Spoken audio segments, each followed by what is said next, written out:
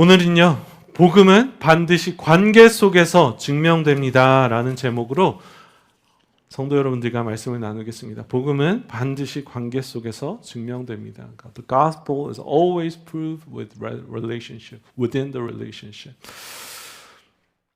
모든 성경이 그렇지만 저희가 지금 계속해서 에베소서를 살펴보았는데요. 에베소서를 마무리하는 그런 시점이 다가오고 있습니다.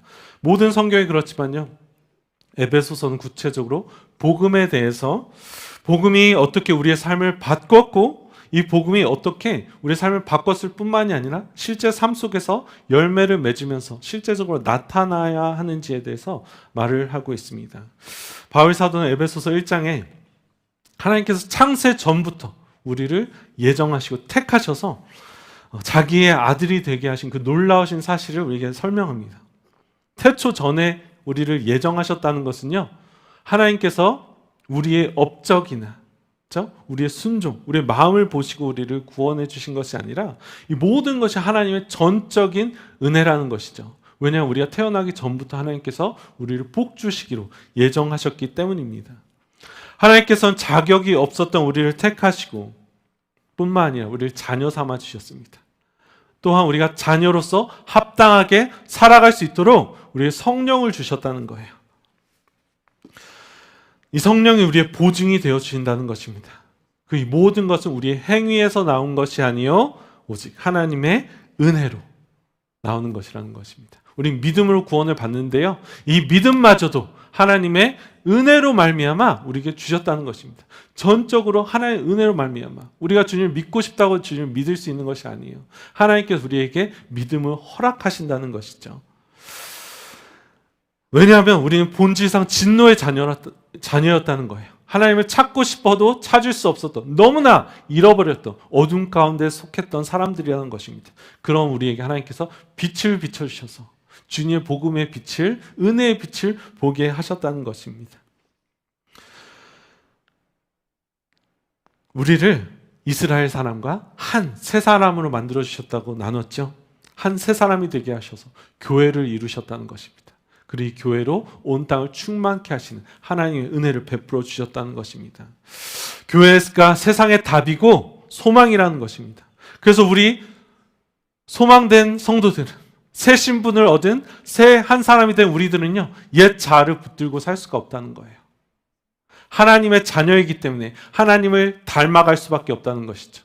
우리 하나님은요, 나누시는 분이 아니라 하나 되게 하시는 하나님이심을 믿습니다. 우리 하나님이 하나 되게 하시는 하나님이시라는 거예요. 뿐만 아니라 하나님의 자녀는요, 세상과 구분되어서 빛의 자녀로 거룩한 삶을 살아가야 한다는 것입니다. 우리는 신분이 바뀌었다는 거예요. 이것이 복음이라는 것입니다. 성도 여러분, 이 복음을 경험하셨습니까? 이 복음을 깨달으셨습니까? 저도 이 복음에 대해서 계속해서 틈만 나면 외치고 있고요. 우리 성도님들 교회밥 좀 먹어보셨다는 분들은 이 복음에 대해서 잘 알고 계실 거예요. 이것을 전할 수도 있고 나눌 수도 있으실 거예요. 그런데 과연 이것을 실제로 알고 있는가? 실제로 우리 삶 속에서 열매 맺으면서 살아가는가? 이것은 다른 이야기라는 것입니다. 우리가 하나님을 사랑한다고 이야기를 해요. 나는 복음을 믿습니다.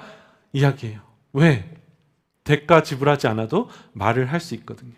근데 과연 내가 하나님을 정말로 사랑하고 복음대로 살아가며 이 신앙이, 하나님의 은혜가, 내가 믿는 믿음이 나의 삶 속에서 드러나는가? 이것은 다른 이야기라는 것이죠. 우리 한번 서로에게 말해봤으면 좋겠습니다. 복음을 경험합시다. 서로에게 말할까요? 복음을 경험합시다. 여기서 끝나면 안 된다는 거예요. 복음을 경험했다면 복음을 살아갑시다. 서로에게 다시 한번 말해볼까요? 복음을 살아갑시다. 복음을 살아갑시다. 에베소서에서 바울 사도는요, 이 복음의 이론에 대해서, 개념에 대해서 말을 할 뿐만이 아니라 이 복음이 반드시, 복음을 믿는 사람은요, 하나님의 사랑을 경험한 사람들은 반드시 이 복음이, 하나님을 향한 사랑이, 하나님을 향한 믿음이 우리 삶 속에서 나타내져야 된다고 말을 하고 있습니다. 우리가 믿는 이 기독교 신앙은요, 초월적이에요. 하지만 실제적입니다. 이것이 초월적이라는 말은요, 이 육체를 말하는 것이 아니라는 거예요. 하나님께서 주시는 구원은요, 영원한 구원이라는 것이죠. 우리가 보는 이 실제적인 것 이상의 것이 있다는 거예요. 영원한 하나님의 나라가 있고요. 하나님의 나라가 영원한 그 실제가 영원히 존재한다면 그것이 실제라는 것입니다. 우리가 사는 이 삶은요, 정말 잠시라는 것이죠. 썩어져 없어지는 것이라는 것입니다. 영원히 있다면 그것이 오히려 실제라는 것입니다. 그런데 우리가 믿는 신앙은요, 초월적이지만 이 세상을 떠나지 않는다는 거예요. 우리 삶 속에서 구체적으로 열매 맺으면서 드러나고 나타나야 한다는 것입니다. 많은 사람들이 하나님을 안다고 이야기를 해요. 하나님을 믿는다고, 사랑한다고 이야기를 합니다. 하지만 열매가 우리의 실제적인 삶 속에서 나타나지 않는다면 그것은 공수표라는 거예요. 아무런 대가도 지불하지 않아도 되는 실체가 없는 것이죠. 복음은 우리에게 주어진 이 새 신분요, 반드시 삶 속에서 드러나야 되는 줄 믿습니다. 교회에서 드러나야 돼요. 가장 가까운 영적인 관계이죠. 이 가정 가운데서, 영적인 가정 가운데서 드러나야 된다는 거예요. 서로 용서하고 사랑함으로 말미암아 내가 하나님을 진짜로 사랑하는지, 하나님께서 나를 정말 자녀 삼아 주셨는지를 믿는 믿음이 교회 안에서 서로 용납하고 품음으로 말미암아 증명되어야 된다는 것입니다.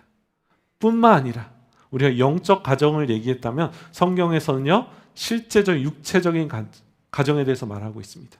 부부 관계에서 열매가 나타나야 된다는 거예요. 부모와 자녀들 사이에서 이 복음의 열매가 나타나야 한다는 것이죠. 그리고 이것이 세상을 거스르는 일이라고 말씀드렸어요. 예전만 하더라도 성경적인 가치관과 가르침이 세상과 비슷했어요. 근데 점점 더 세상에서는 부부가 이혼해도 되고, 사랑하지 않아도 되고, 존중하지 않아도 되고, 부모와 자녀 간에 사랑이 없어지고, 점점 세상을 거스르는 일이라는 것입니다. 그렇기 때문에 우리 믿는 성도들은, 하나님의 새 신분을 받은 우리들은 가정에서, 부부 사이에서, 부모와 자녀들 사이에서 정말 주님의 복음을 순종함으로 나타내야 되는 줄 믿습니다. 부모님이기 때문에 존중하는 거예요. 존경하는 거예요. 하나님께서 권위를 주셨기 때문이에요. 우리에게 주신 자녀를 유업으로 생각하고 그들을 사랑하고 노엽게 하면 안 된다는 거예요.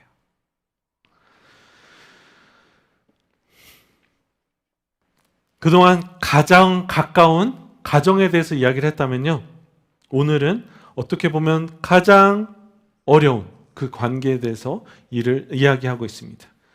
어떻게 보면 세상에서 가장 껄끄러운 관계일지도 모르겠습니다. 바로 주인과 종의 관계입니다. 오늘 이 말씀을 더 이어가기 전에 한 가지 짚고 넘어가야 할 것이 있어요. 성경이 노예 제도를 옹호하는가? 당연히 아니라고 생각하시겠죠. 우리 성도님들은 노예 제도는 잘못된 것입니다. 우리 미국 땅에서 어디 노예 제도가 있습니까? 라고 말씀하실 거예요. 성경을 보면 노예를 형제처럼 대하라고 권면하고 있지만 이 악법을 철폐하라고는 말하지 않아요. 그리고 성경에 많은 인물들이 노예를 거느리고 있었습니다. 그리고 정말 부끄러운데요, 저 실제로 미국 남침례 교단, 저희 남침례 교단이잖아요. 남부에 위치했던 남침례 교단에서 성경을 가지고 노예 제도를 정당히 했던 그런 부끄러운 과거가 있어요. 물론 이것에 대해서 철저하게 회개했지만 오늘 본문에서도 노예 제도를 개혁하는 것을 말하는 것이 아니라 주인과 종이 어떻게 함께 살아가야 하는가를 보여주는 것에서 마치 성경이 이 노예 제도를 받아들이고 옹호하는 것은 아닌가 하는 인상을 가질 수도 있다는 것입니다. 그래서 이것을 우리가 한번 짚고 넘어가길 원해요. 왜냐하면 우리는 세상에 답할 줄 알아야 된다는 거예요. 답할 준비가 되어 있어야 한다는 것이죠. 이것에 대해서 존 스토트 목사님은 에베소 주석에서 세 가지 견해를 설명합니다. 그것을 간략하게 소개하고 나서 본문을 나누도록 하겠습니다. 첫 번째는요, 노예 제도를 하기에는 에베소서가 쓰여질 당시에 로마 제국에서의 기독교의 영향력이 너무나 미미했다는 거예요. 대부분의 도시에 자유인보다 노예들이 더 많았기 때문에 사회를 완전히 붕괴시키지 않고는 단번에 노예제도를 폐지하는 것이 불가능했다는 것입니다. 그리스도인들이 자발적으로 노예제도를 폐지한다고 하더라도, 자신들의 노예를 해방시켜 준다고 하더라도 그들이 먹고 살 방법이 없는 거예요. 당시의 사회 제도 속에서는요. 두 번째는요, 그 당시에는 벌써부터 노예들이 합법적으로 자유인이 될 수 있는 방법이 존재했다는 것입니다. 해방 증서를 받아서 자유인이 되는 것이 합법적으로 가능했다는 것입니다. 그래서 실제적으로 BC 81년에서 41년 사이에 로마 노예 50만 명이 자유인이 되었다는 그런 기록이 있습니다. 이 말은 성경에서 굳이 노예제도를 철폐하라고 말하지 않아도 벌써 노예가 자유인이 되는 것이 가능했다는 것입니다. 또 세 번째로는요, 성경이 쓰여질 당시에도 노예의 법적인 지위가 개선되고 더 나아지는 징후가 보였다는 것입니다. 그래서 AD 1세기부터 로마에서는 벌써부터 광범위하게 노예의 인권에 대해서 법적 권리들이 부여되기 시작했다는 것입니다. 당시의 노예 제도는 저희가 알고 있는 그 아프리카 노예들 있잖아요. 미국과 유럽에서 아프리카 노예들이 경험했던 그러한 비인권적인 상황과는 달라지고 있었다는 거예요. 그리고 그것이 하나님께서 원하시는 그러한 뜻이 아닌 것이 명확했다는 것이죠. 그래서 16세기 신학자 존 칼뱅은요, 노예 제도가 원죄의 탓이며 우리의 죄 때문이라는 거예요. 하나님의 형상으로 만들어진 인간을 그 같은 치욕에 빠뜨리는 것이 자연 질서와 완전히 반대되는 일이라고 벌써부터 비판하고 있었습니다.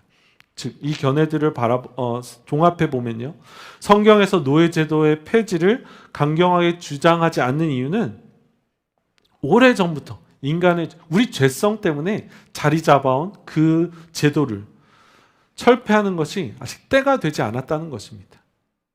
그리고 이 모든 것은 하나님의 이 노예 제도는요, 하나님의 뜻과 반대되는 일이라는 것이 성경에서 명확하다는 것이죠. 성경 지난번에 살펴보았듯이 남자도 여자도 종도 주인도 주 안에서 하나며 하나님께 함께 상속받을 자라는 것을 벌써부터 말씀하고 있다는 거예요. 비록 극단적으로 노예제도를 폐하라고 말하고 있지는 않지만 그 원리는 성경에서 벌써부터 설명하고 있다는 것이죠. 그래서 빌레몬서에 보면 빌레몬에게 도망친 노예였던 오네시모를 자유인으로 또 형제로 받아들이라고 벌써부터 성경은 말을 하고 있습니다. 여기서 저희가 배워야 하고 기억해야 할 것은요, 어떻게 성도들이 성경을 사용해서 이 말도 안 되는 죄악을 정당화할 수 있냐는 것입니다. 말씀을 몰랐던지 참된 성도가 아니기 때문이라는 거예요. 말씀을 몰랐던지 아니면 사각지대가 블라인드 스팟이 존재한다는 것입니다.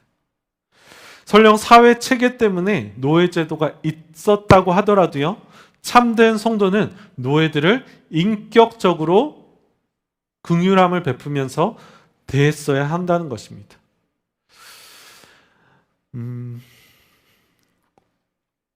하나님을 모르고 하나님과 관계가 없기 때문에 오늘날에도 너무나 많은 성도들이 자신의 죄악을 성경을 사용해서 정당하면서 justify 하면서 살아간다는 것입니다.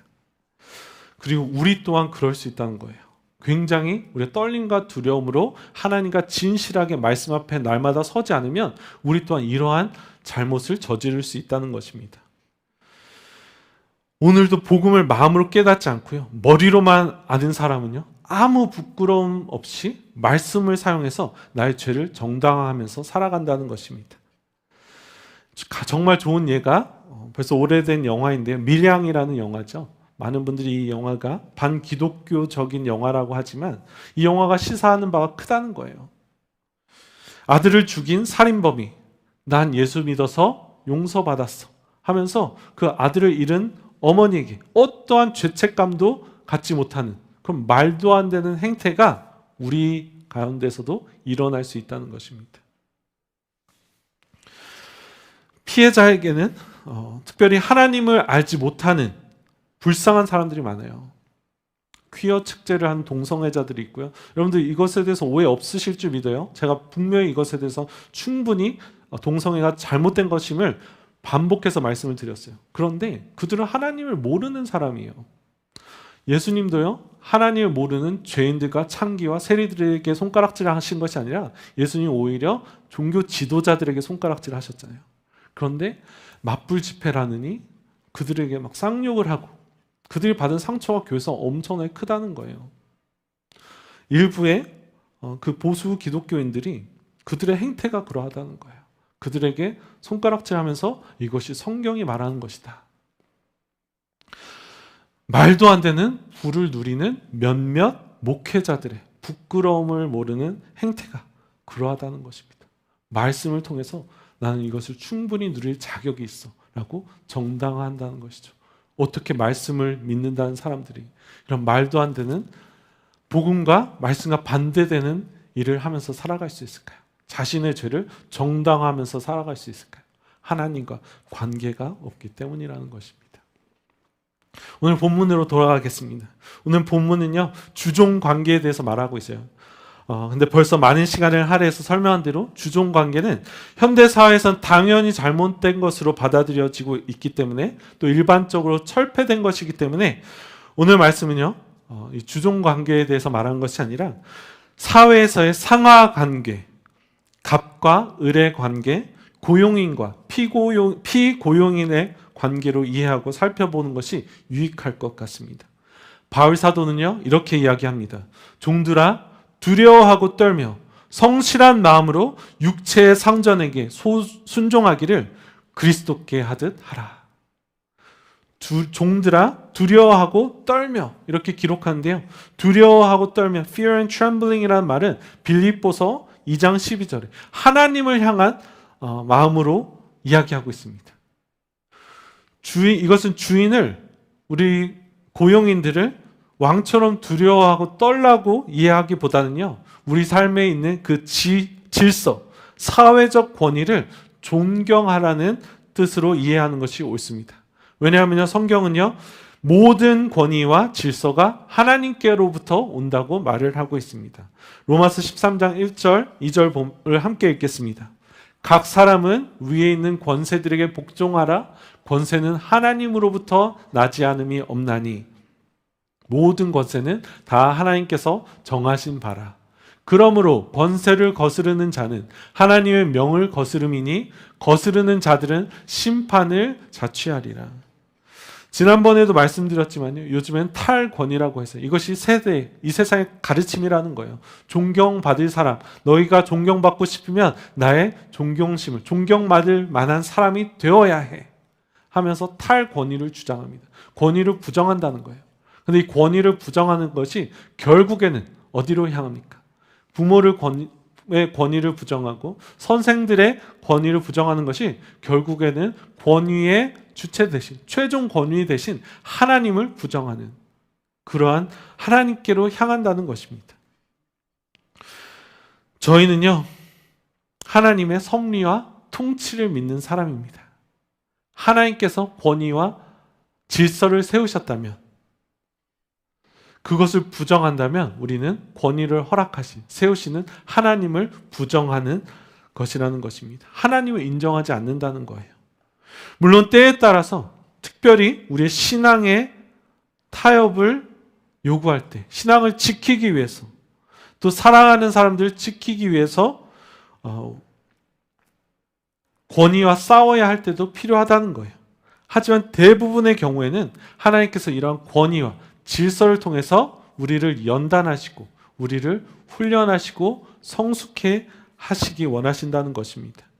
그래서 우리는 이 사회에 또 가정 가운데 있는 그 영적 권위를 존중해야 한다는 것입니다. 바울 사도는 성실한 마음으로 윗사람을 섬기라고 말을 하고 있습니다. 위선이나 다른 저희가 없이 성심껏 섬기는 것을 의미합니다. 진실되게 섬기라는 것이죠. 내가 윗사람을 정직하게 잘 섬기면, 또 회사를 섬기면 그 사람과 그 가정이 복을 받고 나 또한 평안을 누릴 수 있다는 것입니다. 저희가 잘 아는 요셉이 그랬죠. 요셉이 정직하게 보디발을 섬겼기 때문에 물론 잠시긴 하지만 그 집에서 평안을 누렸다는 것입니다.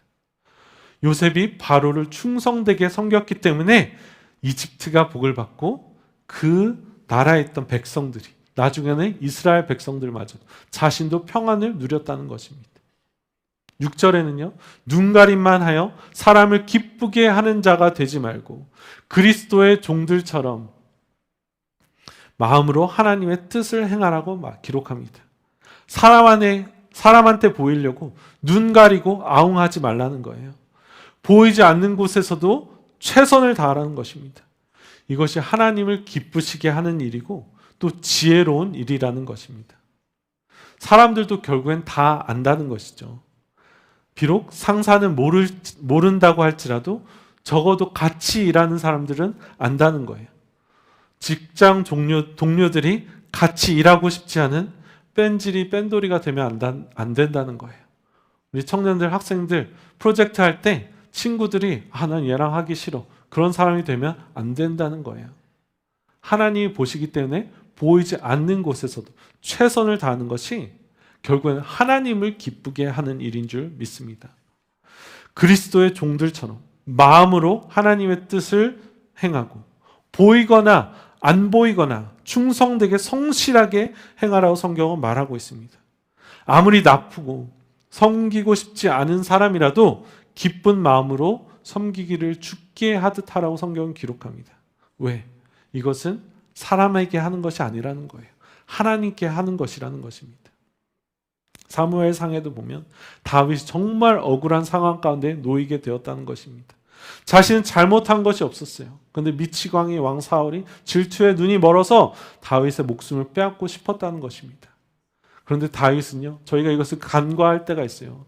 다윗이 마음이 약해서 사울을 죽이지 않은 것이 아니라는 거예요. 다윗은 용사 중에 용사였다는 것입니다. 다윗은 사울의 목숨을 빼앗는 것이 식은 죽 먹기처럼 쉬운 사람이었어요. 왜? 그는 골리앗도 무찌르고 곰으로부터, 사자로부터 양떼를 지킬 수 있는 그러한 용사였다는 거예요.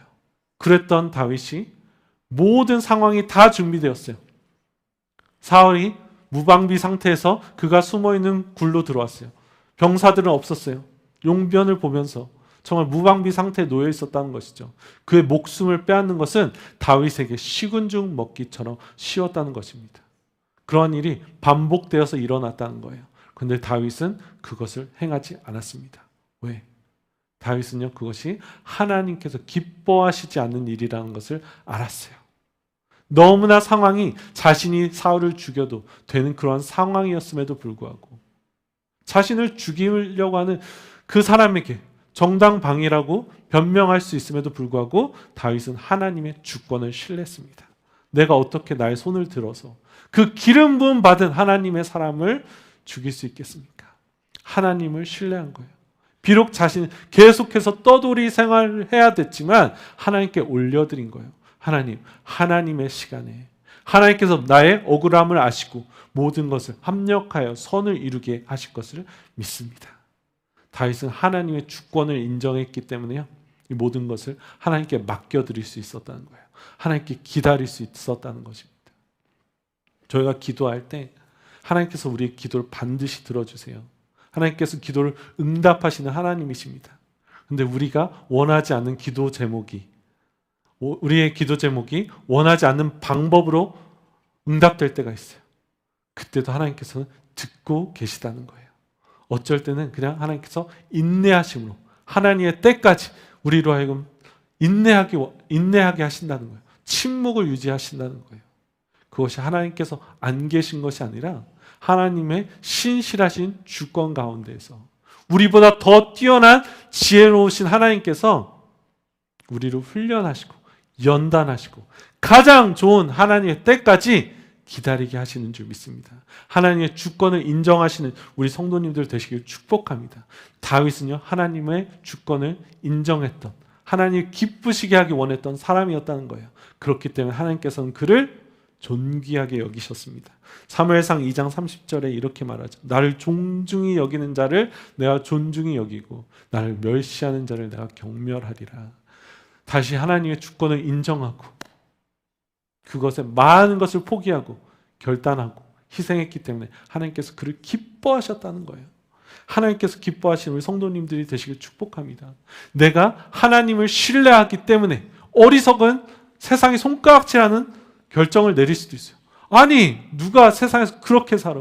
지금 계속해서 저희가 권위에 대해서 말하고 있는데 어떻게 이런 상황 속에서 부모에게 순종하고 아내를 사랑하며 남편을 사랑하고 직장 상사를 그렇게 대할 수가 있어? 세상 사람들은 어리석다고 말한다는 거예요. 세상이 몰라준다 하더라도 기억하시는 분이 있어요. 우리 하나님께서 기억해 주신다는 것입니다. 하나님께로부터 우리가 하는 그 수고가 보상을 받게 된다는 것입니다. 그런데 여기 작은 파인 프린트라고 이야기하죠. 작은 글씨가 있어요. 이 세상에서는 받지 못할 수도 있다는 거예요. 하나님께서 기억해 주셔도 그 기억이 이 세상에서 보상으로 나타나지 않을 수도 있다는 것입니다. 그럼에도 불구하고 하나님은 반드시 기억하시고 이것을 우리에게 칭찬해 주실 것을 믿습니다. 저 금요일 예배 때 한동안 느헤미야를 살펴보았어요. 느헤미야가 계속해서 반복해서 하는 말이 있어요. 하나님, 나를 기억해 주세요. 나의 수고를 기억해 주세요. 나의 억울함을 기억해 주세요. 계속해서 느헤미야는 하나님께 주님, 나 잘했죠. 칭찬해 주세요. 느헤미야가 사람의 인정이 배고팠던 사람이 아니에요. 그는 세상에 충분한 인정을 받았던 사람이에요. 가장 강대했던 페르시아 제국의 술관원으로서 지금으로 따지면 비서실장처럼 황제 목숨을 책임지던 사람이었어요. 그랬던 세상의 인정을 다 받았던 그 느헤미야에게 세상의 인정은 그렇게 중요하지 않았다는 거예요. 하나님의 인정이 가장 중요했던 것이죠. 그래서 하나님, 나 좀 기억해 주세요. 내가 한 수고를 기억해 주세요. 성도 여러분, 세상에서 받는 억울함, 내가 하나님을 기쁘시게 하기 위해서 하는 세상적인 관점에서 어리석은 행동들을 하나님께서는 반드시 기억해 주십니다. 그리고 그것이면 충분하다는 거예요. 아니, 그것이 가장 중요하다는 거예요. 세상에서 모든 인정을 다 받는다 할지라도 하나님께 인정을 받지 못하면 가장 중요한 것을 놓치고 사는 것이라는 것이죠. 9절을 이렇게 말합니다.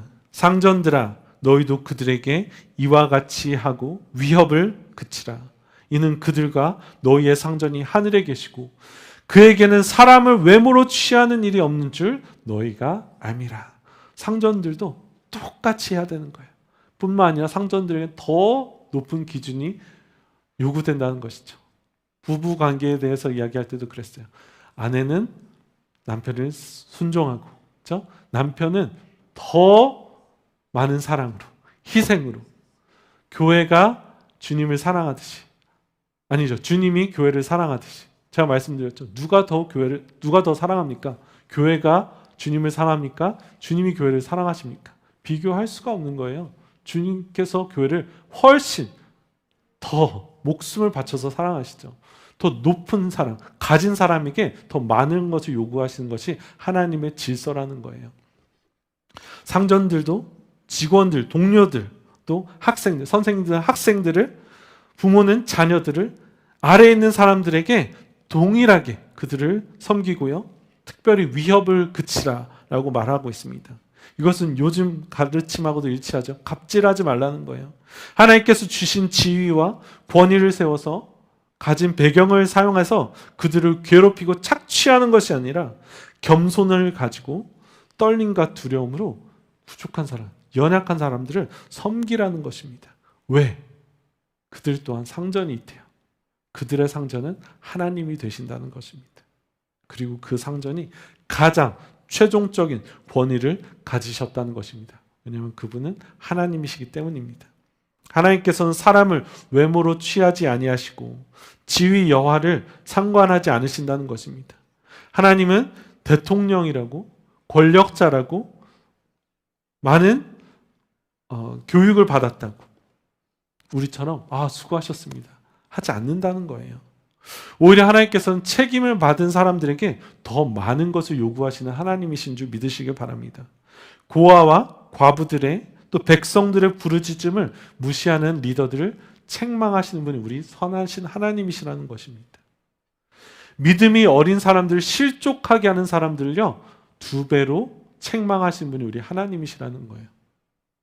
소자와 작은 이들에게 한 선한 일을 자신에게 한 것처럼 여겨주시는 분이 우리 하나님이시라는 것입니다. 그래서 아래 사람들이, 직원들이, 학생들이, 자녀들이, 나보다 못한 사람들이 마음에 안 들게 일을 할 때 잘라버려야지. 어떻게 버릇을 고쳐주지 생각하는 것이 아니라 그들 긍휼히 여기고 그러한 사정이 있겠거니 하라는 것입니다. 그들 필요를 돌아보면서 이해해 주는 것, 넉넉한 마음으로 그들을 살펴보는 것, 은혜를 베푸는 것, 긍휼히 여기고 그들의 은혜를 베푸는 것이 하나님께서 기뻐하시는 거래요. 그것이 하나님을 꾸어드리는 것이라고 성경은 기록합니다. 잠언 19장 17절 이렇게 말합니다. 가난한 자를 불쌍히 여기는 것은 여호와께 꾸어드리는 것이니 그의 선행을 그에게 갚아주시리라. 우리가 우리 밑에 연약한 사람들을 이렇게 선하게 선으로 갚아주는 것이요, 하나님께 꾸어드리는 거예요.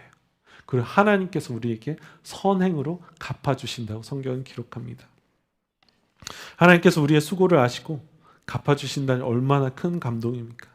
이것이 우리 인생의 가장 큰 목적이 되었으면 좋겠습니다. 하나님을 바라보고 사는 거예요. 하나님 앞에서 살아가는 거예요. 세상에서 손해볼지언정, 세상이 몰라준다 할지라도 하나님께서 아시면 그것으로 충분하다는 것이죠. 제가 빙점이라는 소설을 쓴 일본인 작가 미우라 아야코의 일화를 소개드리고 말씀을 마치도록 하겠습니다. 제가 그냥 읽어드릴게요. 시간 관계상. 영어로 없죠. 네, 영어로 번역해 주세요. 결혼 후에는 미우라 아야코가 결혼하고 나서요. 결혼 후에는 조그만 잡화 가게를 운영하게 되었습니다. 남편의 월급만으로는 생활하기가 어려웠기 때문입니다. 그녀는 찾아오는 손님들을 대할 때 마치 변장하고 찾아오신 예수님을 대하듯이 했습니다. 그러다 보니 주변에 좋은 소문이 퍼지면서 가게가 너무 잘 되기 시작했습니다. 작고 허름한 가게였지만 매일 트럭으로 물건을 배달받아야 할 정도였습니다. 반면에 인근에 있는 다른 가게는 손님이 줄어 문을 닫아야 할 지경에 이르렀습니다. 아내에게 이렇게 말했습니다. 미우라 아야코의 남편이 그렇게 했다는 거예요. 그래서 그 남편이 미우라 아야코에게 이렇게 말했습니다. 우리 가게가 잘 되는 것은 좋지만 옆 가게가 우리 때문에 장사가 안 되니 큰일이네. 우리야 망해도 내 월급으로 그럭저럭 살 수 있지만 그 집은 애들이 많으니 우리가 좀 도와줍시다. 남편의 말을 들은 그녀는 처음에는 어이가 없었습니다. 왜냐하면 옆 가게는 전에도 물건값을 터무니없이 내려서 단골 손님을 몇 명 빼앗아 간 적이 여러 번 있었기 때문입니다. 잠시 고민 끝에 그녀는 남편의 제안에 따르기로 결심하고 가게에서 파는 물건의 아이템 중에서 잘 나가는 물건 몇 가지를 줄이기 시작했습니다. 그리고는 그 물건을 찾는 손님들에게 손님이 찾으시는 물건은 옆집에 있습니다. 거기로 가보세요. 라고 친절히 안내해 주었습니다. 그렇게 하다 보니 당연히 그녀의 가게 수입은 전보다 많이 줄었습니다. 하지만 손님이 감소되면서 시간적인 여유가 생기자 평소 글을 쓰고 싶어 했던 그녀는 용기를 내어서 소설을 써나가기 시작했습니다. 때마침 1964년 아사히 신문이 주관하는 1천만엔 현상 공모에 그 작품을 보냈는데 최우수작으로 선정되었습니다. 그렇게 해서 탄생한 작품이 그녀의 대표작으로 손꼽히는 빙점이라는 소설입니다. 하나님께서 갚아주셨다는 거. 우리 찬양팀 올라와 주시겠어요? 너무 어리석은 일이라는 것이죠. 나에게 잘못한 그 이웃 주민들을 생각해서 나의 손해를 감수하는 것은 세상에 볼 때 너무나 어리석은 일이라는 거예요. 근데 미우라 아야코와 그리고 그 남편은 손해에도 불구하고 그들에게 은혜를 끼치는 일을 선택했다는 것입니다. 왜?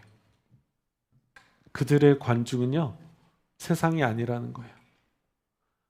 모든 사람들이 나의 선행을 몰라준다고 할지라도 하나님께서 아시면 그것으로 충분하다. 아니, 그게 가장 중요하다는 것이죠.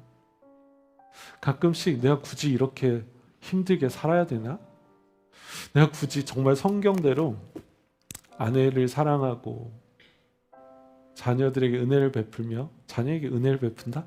자녀를 노엽게 하지 않고 용서해주며, 원수를 사랑하며,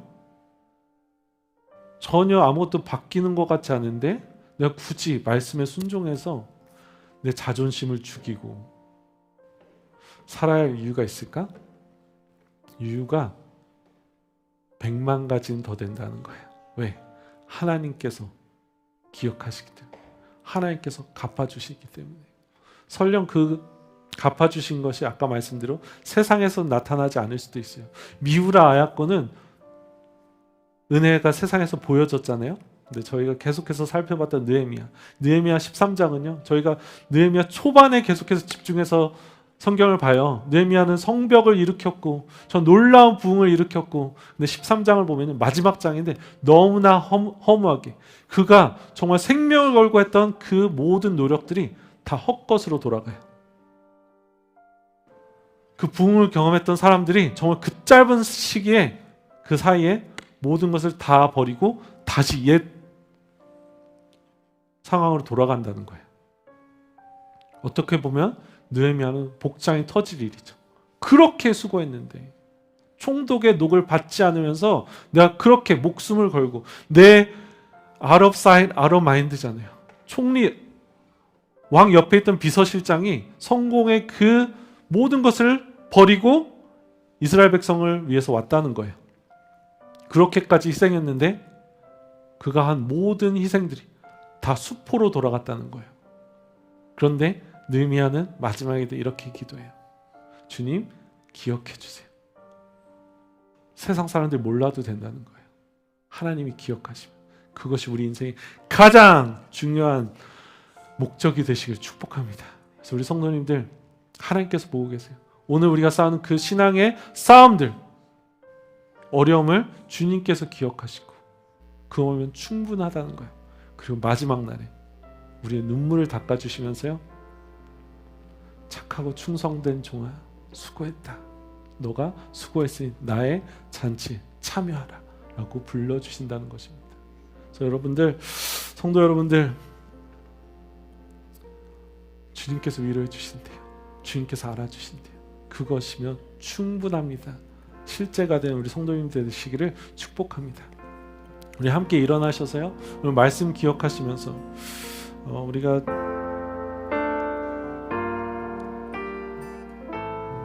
두 가지 찬양을 이어서 찬양하면서요, 함께 하나님 앞에 서시는 그런 시간이 됐으면 좋겠어요. 하나님, 내가 하나님 믿는다고, 하나님 안다고 하는데 정말 하나님 앞에 살아가는지, 머리로만 알고 습관적으로 알고 지식적으로 아는 것이 아닌지 하나님 앞에 살았으면 좋겠어요. 하나님 우리 삶의 실제가 되었으면 좋겠습니다. 그분은 임마누엘 하시는 하나님이십니다. 임마누엘은요, God with us, 하나님께서 우리와 함께 하신다는, 하나님께서 우리 속에 거하신다는 거예요. 그렇다면, 하나님께서 우리를 보고 계시다면, 우리와 함께 하신다면 우리는 어떻게 살아야 할까요? 주님, 나의 전부가 되어주십시오. 주님이면 충분합니다. 주님, 그것이면 충분합니다. 우리 함께 우리 주님께 고백을 드렸으면 좋겠습니다. 함께 찬양합니다. 예수는 내 삶, 예수는 내 힘이요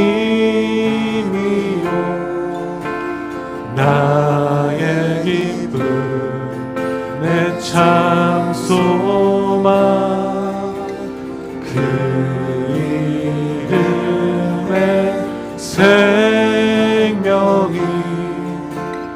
내 삶의 이유라. 다시 찬양합니다. 예수는 내 힘이요, 예수는 내 힘이요 나의 기쁨, 내 참 소망, 그 이름의 생명이 내 삶의 이유라.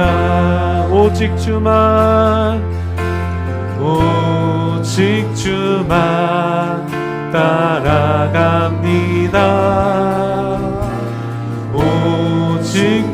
주만 높임 받으소서.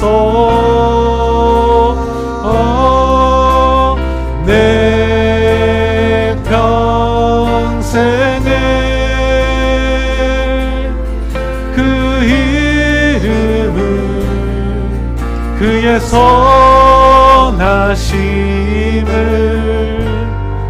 세상에 노래합니다.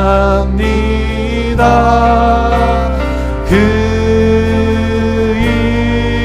이름에 크신 능력 영원한 생명이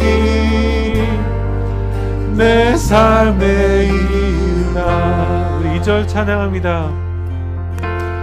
내가 사나 죽으나 죽어도 괜찮습니다. 이름 주님의 이름만 높아지면 괜찮다는 거예요. 내 모든 것 다 드리니 나를 받으소서. 다시 찬양합니다. 내가 사나 죽으나 내가 사나 죽으나 그 이름을 위하여 내 모든 것 다 드리니 나를 받으소서. 오직 주만 따라갑니다. 오직 주만 높이 받으소서. 내 평생에 그 이름을 그의 선하심을 세상에 노래합니다. 그 이름에 크신 능력 영원한 생명이 내 삶의 이유라. 사랑합니다. 사랑합니다. 사랑합니다. 나의 예수님 사랑합니다. 아주 많이요 사랑합니다. 나의 예수님 사랑합니다. 그것이면 충분합니다. 그것뿐이에요. 사랑합니다. 사랑합니다. 나의 예수님 사랑합니다. 아주 많이요 사랑합니다. 나의 예수님 사랑합니다. 우리 주님께서 알아주십니다. 사랑합니다. 사랑한다 아들아 내가 너를 잘 아노라. 내가 너를 잘 아노라. 사랑한다 내 딸아 내게 축복 더하. 사랑한다 내 아들아 사랑한다 아들아. 우리 주님께서 알아주십니다. 내가 너를 잘 아노라.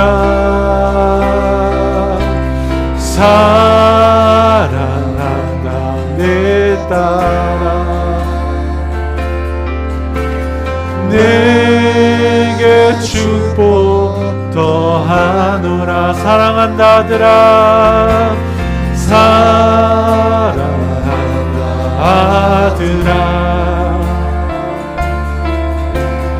내가 너를 잘 아노라. 사랑한다 내 딸아,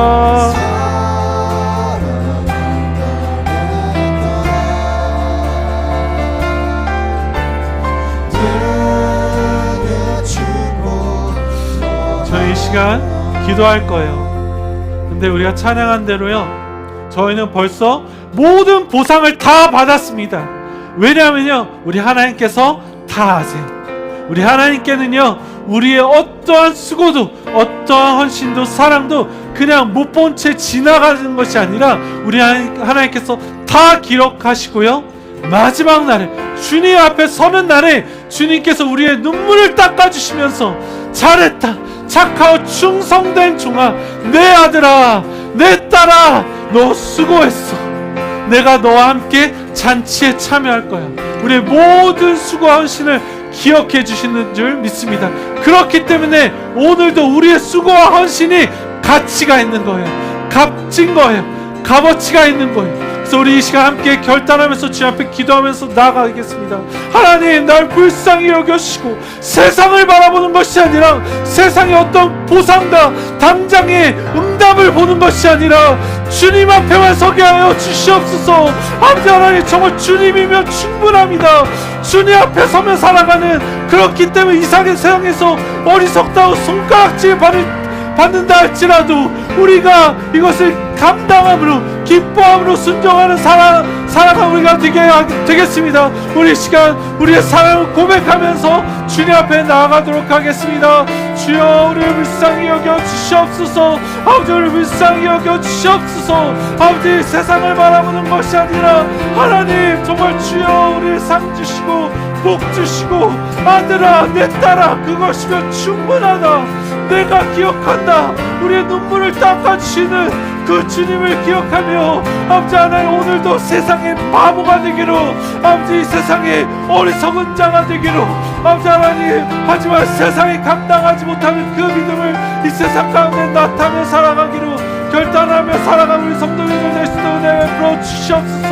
아버지 하나님, 그러하여 하여서 우리 직장에서 우리 직장 상사들을 섬기게 하시며 우리 부하 직원들을 사랑하게 하시며 선생님들을 공경하게 하시며 존중하게 하시며 우리 부모를 존중하게 하시며 우리 친구들을, 아버지 하나님, 우리 아버지 하나님, 학생들을 사랑하며 섬기기로 결단하는 은혜를 베풀며 살아가는 우리 성도님들 되시도록 주여, 주께서 은혜 베풀어 주시옵소서.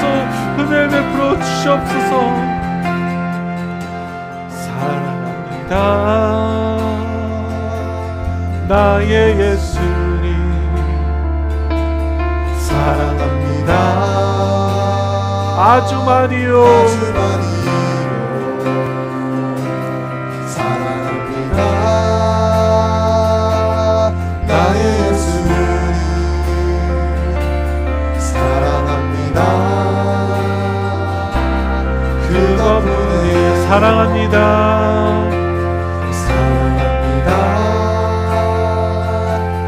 나의 예수님, 사랑합니다 아주 많이요, 아주 많이요. 사랑합니다 나의 예수님, 주님, 주님이면 충분합니다. 목소리만 찬양할까요? 사랑합니다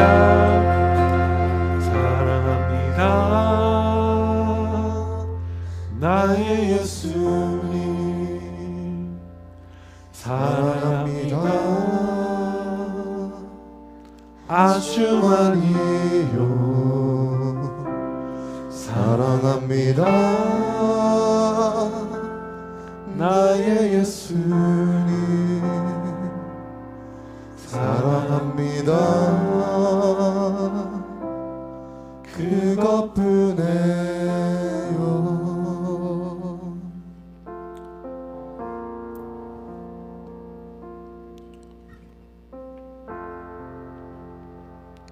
주님, 정말입니다. 주님이면 충분합니다. 우리에게 가장 좋은 주님이 계신데 무엇을 더 바랄 수 있겠습니까? 그 하나님께서 우리를 기억하시고 우리를 위로하실 것이고 우리의 억울함을 풀어주시고 우리의 눈물을 닦아주실 것인데 우리가 무엇을 더 바라겠습니까? 하나님, 우리 성도님들, 우리 청년들 한 명 한 명 기억해 주셔서 이 복음, 이것이 복음인데 이 복음이 실제가 되게 하여 주시옵소서.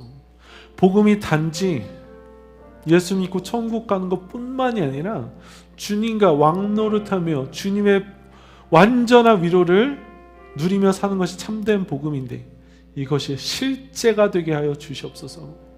그리하여서 이 세상을 살면서 어리석다고 손가락질 당할지라도 세상을 거스른다 할지라도 어려운 길임에도 불구하고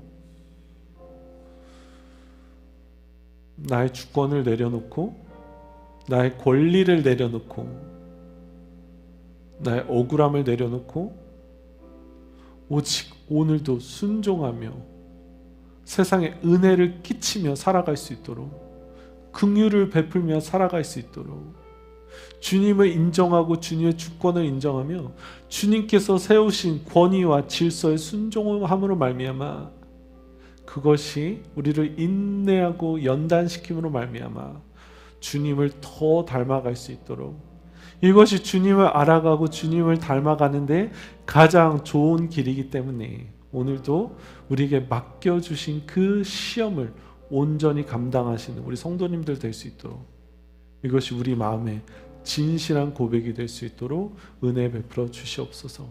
주님, 주님이면 충분합니다. 이제는